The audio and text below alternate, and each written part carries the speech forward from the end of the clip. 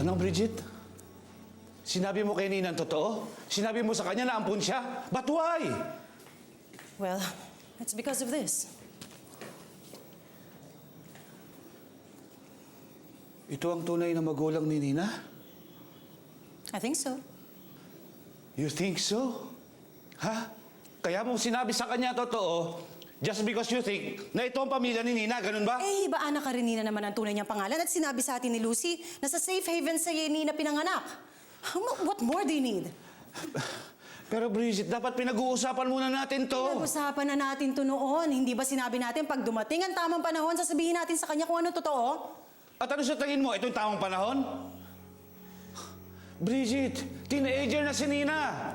Ha?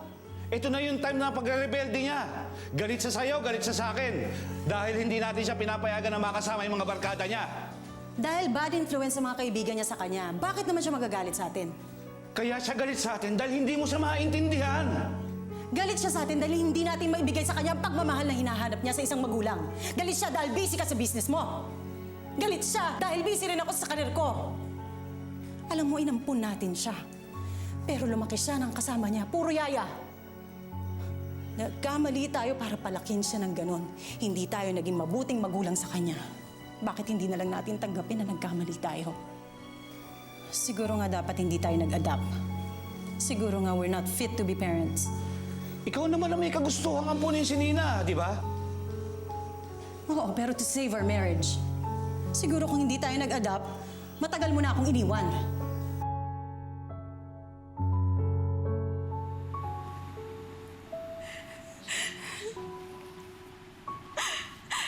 Ana Karenina, this is about your mom.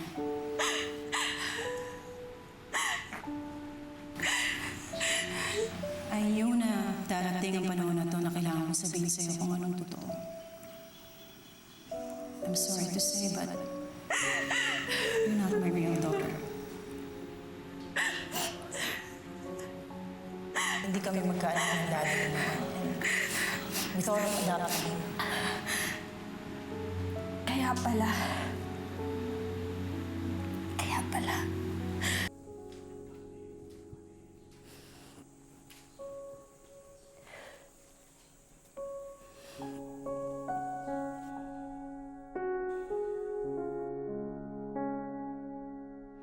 Kayong may kasalanan ng lahat. Kung hindi niyo ako pinamigay, hindi ako magsasuffer ng ganito. Kaya humanda kayo sa akin.